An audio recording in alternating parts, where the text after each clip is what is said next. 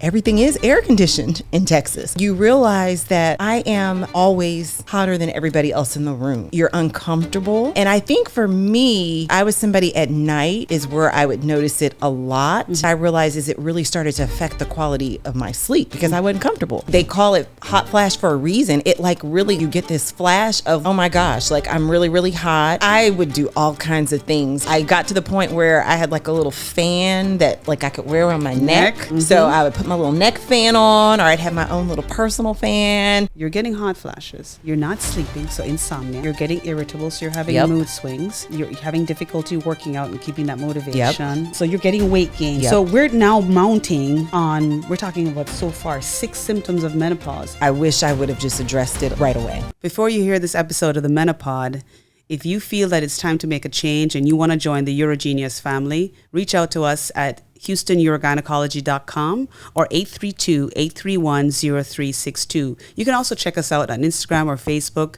Our handle is The Pelvic MD. Enjoy.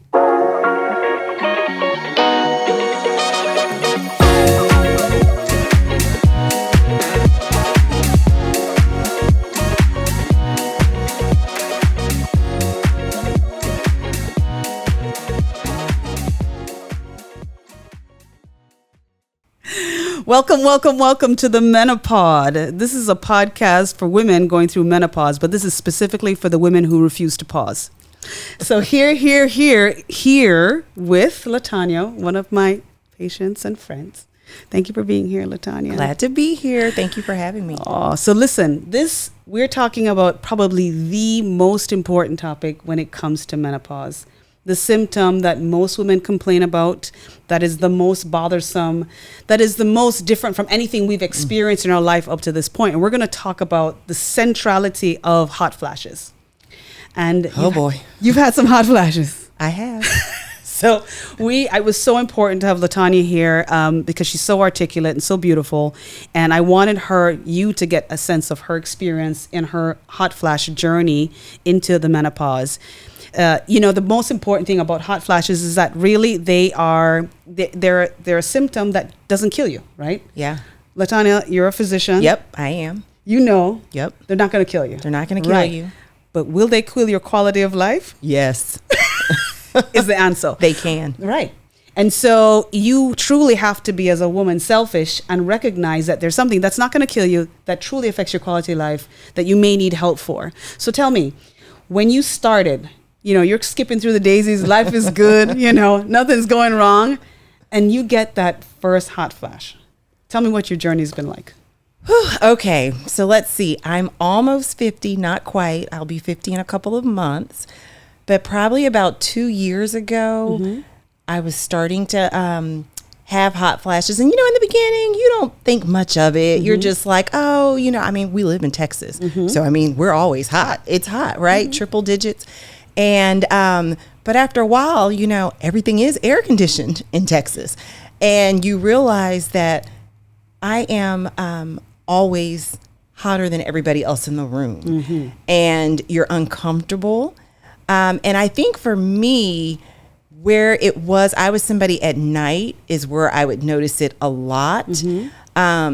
And then what I realized is it really started to affect the quality of my sleep because I wasn't comfortable, right? I was having the night sweats, feeling, the hot flashes, trying to get uncomfortable, would, have to sometimes have layers on, pull my covers off, freeze my husband because, you're trying to adjust the temperature so you can be comfortable. And so it really, really affected other things. There's like a trickle-down. That was the first symptom, but because I wasn't comfortable, it affected my sleep. So then I'm feeling like, okay, I'm not getting quality sleep. So then I'm kind of groggy and irritable the next day. So then I'm a little bit more snippy with my kids. I'm always snippy, but when going through that, really snippy. So it was, I was feeling miserable. But I think like a lot of women, I always focus on everybody else. And I don't prioritize my health the way that I should and the way that I know I should. So in the beginning, I kind of just brushed it off. What does it feel like? What does your hot flash in the daytime one, the one that makes you sweat, what does that feel like? And can you tell when they're coming? Yeah. Are you trying to have me have PTSD when I start thinking about it? Yes, like hot flash. No, so I think it could come out of nowhere. Sometimes I'm like just fine going about my day, working or doing whatever activity it is. And then all of a sudden, literally they call it hot flash for a reason. It like really like you get this flash of like, oh my gosh, like I'm really, really hot. And, I would do all kinds of things. I got to the point where I had like a little fan that like I could wear around my neck. So I would put my little neck fan on, or I'd have my own little personal fan everywhere I went. Or, my sister-in-law told me to put ice cubes on my chest. She's like, put an ice cube on your chest and you will feel so good instantly. And you will. But like, and then it may not last long. Sometimes it would last longer than others. Sometimes it would just last very briefly, a few minutes. Other times I was feeling uncomfortable a little bit longer. So it just all of a sudden, and it was hard to predict that it was coming on. Right. And so I think that's what makes it challenging, because it's not like, as a person who plans a lot, it's not something I could plan for and say, oh, well, at 5 o'clock I get my, these hot flashes, so I better prepare or better dress accordingly. So it just, it can be really disruptive. So do you feel, because you couldn't predict them, that anxiety, did you feel like you were getting anxiety because of that? Yeah, because sometimes it would get to the point where, if you're getting really uncomfortable and you're going somewhere, I may say, you know what, I don't even feel like going, because it really could, when I was kind of at the peak of it, it was really, really uncomfortable. So yeah, you do kind of have anxiety about it. And then, anytime there's changes with your body, as a relatively, knock on wood, healthy person, that always is anxiety provoking, because it's not something that I'm used to. Like, right, I'm used to just, I've been really blessed and fortunate that I have been a healthy person. So you're just like, okay, is this going to go away like next week? And then I'm going to be back, to my normal, bubbly, healthy person. But yeah. Can you give the most inopportune time that you ever got a hot flash? That's a good question. One that maybe sticks out to your sticks memory. Out in my memory.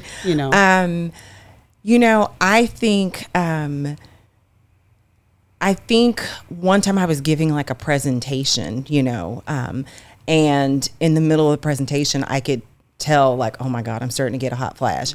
And then I started to get self-conscious, because then you're like, okay, am I sweating a lot? Am I gonna like, are people seeing like sweat stains? And so then you get really, really kind of, a little bit like embarrassed. And so then I found myself kind of rushing, because I'm like, I want to go ahead and hurry up and finish this little talk, get me off, because I am, not sure, I'm uncomfortable, because I'm a little more self-conscious about it. So yes, so just in the middle of just like everyday activities, sometimes these like not night sweats, but these hot flashes can just come on, and you just, ugh. Do you think over time that you could figure out, again, that anxiety because of lack of predictability, do you think that you got to a point where you figured out a trigger? Because there's some women who'll say, alcohol, or, working out or not working out, or do you think that you had any triggers that could help you predict when it was coming? So for me, I would say like they could be very, very random, but I did find that they were worse, and probably because like if I'm in a room full of people. So I found that it was actually worse sometimes when I was doing things socially. So like if I was at a party or a room full of people, I felt like, and I don't know if it was because maybe I was a little more anxious, because I'm like, okay, well, what if I start having the hot flash, in the middle of it? To try to cope, I would definitely like layer, so like if I walked in with a jacket, I had the ability to take that off.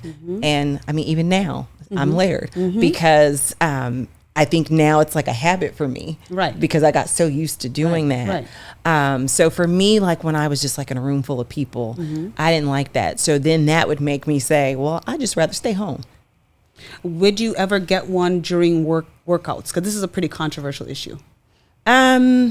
Yes, I found that they were worse during workout because I mean you're naturally sweating, right, during a workout. So I work out with my husband, and so he bought me one of these super duper fans, like the big old fan. I mean, like big, like the fans that are like in gyms, because we work out like in our garage. And so he knows we cannot start the work. Like he would have to set that up for me or I couldn't tolerate it. I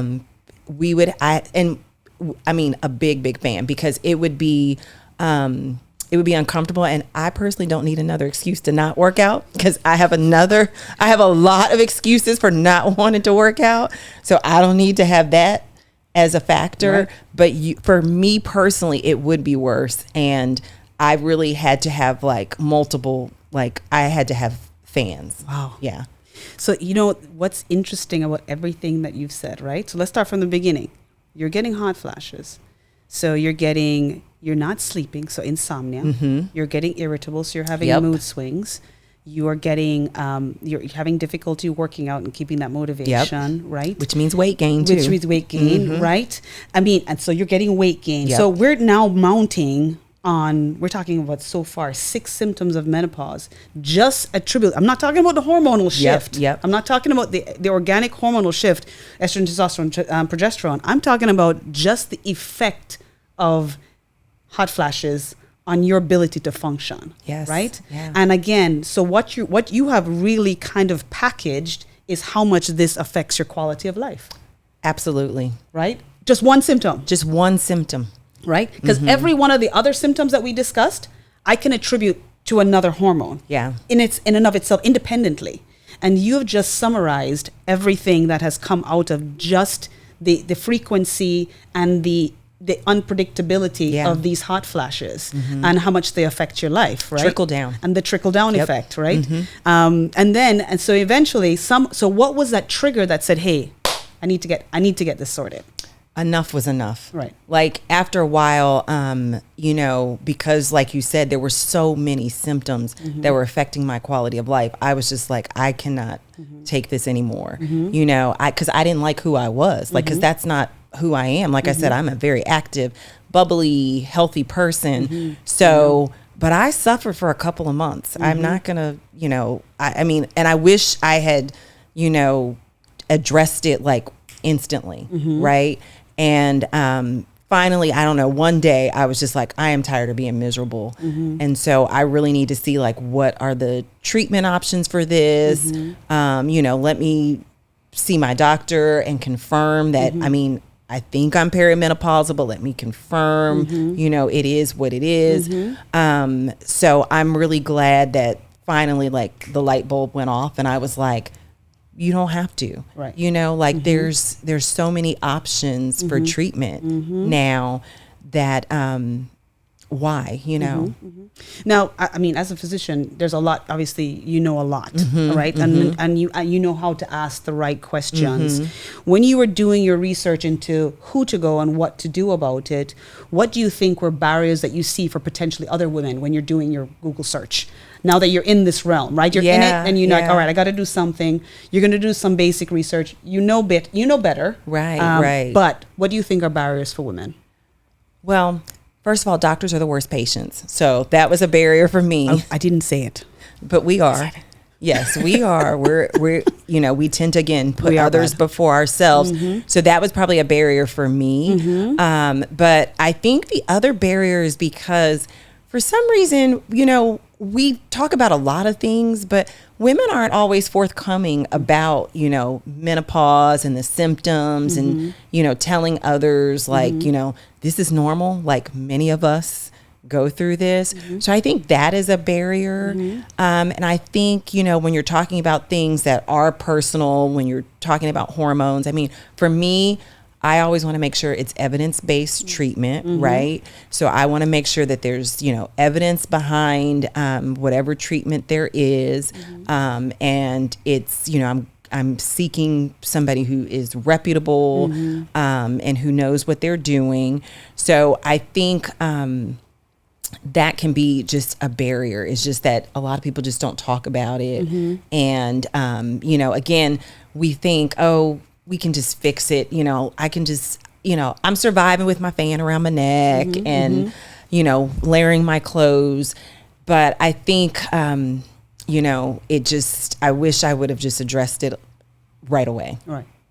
So the interesting, you know, when you talk about your presentation, that's a very common symptom, right? And like part of that is the kind of cortisol and everything kind of going on and stress. brings it on, the stress, right? So when you are, you know, when you're going through puberty, everybody is kind of aware, and I have kids who are going kind of hitting that puberty stage, and the idea of now they've had a couple of girls in class who've kind of bled through their clothes, right? Having their first period, and I've been trying to teach my son, like, if you see that, take your sweatshirt off, give it to her around her waist, right? Like, so that they're aware that these things are happening. Same thing with my daughter. Do you think that when you're out now, that's probably one of the few, or the only visible symptom? Do you think that you are getting support from other women? Do you think that women were kind of rallying around you? Well, you know what? I think that a lot of times we don't talk about it. So like I might be out, and when I was going through it, I'm out in public. You may not know, you know, because we're very good at kind of masking things. But what I would say is that when you do start talking about it, like when I'm with a group of friends and I talk about it, they're like, oh, me too. Okay. You know? So I feel like a lot of times once somebody is brave enough to talk about it, it normalizes it. And everybody's a lot more comfortable. And you realize, and I realize that a lot of my friends, very similar symptoms. I mean, and everybody's journey is different. You know, so some people it may not be as drastic. Some people, it is. For me, it was. And I can remember when you checked my hormone levels, you were like, I don't even know how how are you surviving? The highest. Oh my gosh. I'd never seen numbers like that. I was like, oh my gosh. Yeah. Right. Yeah. You said that, you know, like, wow. And then I was like, why didn't I come, you know, to see somebody that I know, evidence-based, you know, trusted, you know.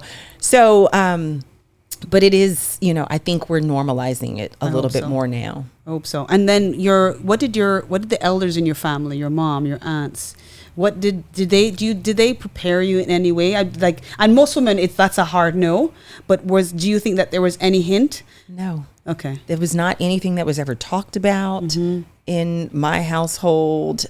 Even as an adult, I don't recall my mom saying, you know, I went through menopause when I was, you know, around your age. That's probably what you're going through, you know. Every now and then they'll just say, oh, you know, that's just the change of life. You'll be fine. You'll be fine. You'll live barely. Right. But you'll live. You'll still be breathing. Yeah. Yeah. So I don't feel like it was something that was talked about much, you know, just in my family. Yeah, I hope that this generation, and hope we change that. I hope so too. Do you think once you've gotten treatment, remember all the symptoms that we just talked about, do you think that they were all helped? I think so. Okay. I think so. You know, maybe everything not right away. It's not like it's, instantly, you know, one day you're just back to. So I think people have to be realistic too. But I think that's the importance of working with your healthcare provider to kind of adjust things, you know, to make sure you're as symptom free as possible. But it definitely, that's a very good point. It definitely helped. And you know, it's nothing like a good night's sleep. Ooh. Take away that aging. I mean, you look amazing. Oh, thank you. you do. But they ride you. I mean, you sit down and not sleep for weeks at a time, right? There's no better way to age you, right? Yes. So, I mean, you look amazing. So I think, you know, and the other thing to reiterate is that it does take time, right? Yes. Like you want even levels. That's what we're trying to get to. Yes. And it's not instant, right? Yeah. And so it's that patience and understanding and working towards that over time that makes a huge difference in terms of people who get long-term relief and people who are like, oh my God, I'm not getting what I want. And, you know, in the one visit, you're like, oh gosh. Right. Know? So I think people have to be realistic with that and know that you do have to be patient and, you know, work with your trusted healthcare provider, you know, about your symptoms so that you can get it right. Can I tell you, today you have changed millions of women's lives. Really? Yes. Okay. Women need to hear this. Yeah. You're so busy, and I am so appreciative and honored that you came and spent this time with me, and pass this on to your friends. And the most important thing is that you need to see yourself in Latonya, because again, we're not prioritizing ourselves. And this thing, it's not going to kill you, but it'll inhibit your quality of life and your ability to give. You've got to fill your bucket first. Yes, yes.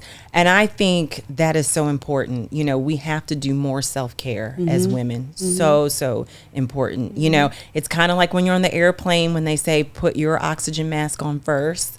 And I feel like this is just another example of putting your oxygen mask on first before you're assisting your loved ones. Yes, yes. And no more hot flashes. No more. Thanks so much for being Happy here. to be here. Thank you. Thank you.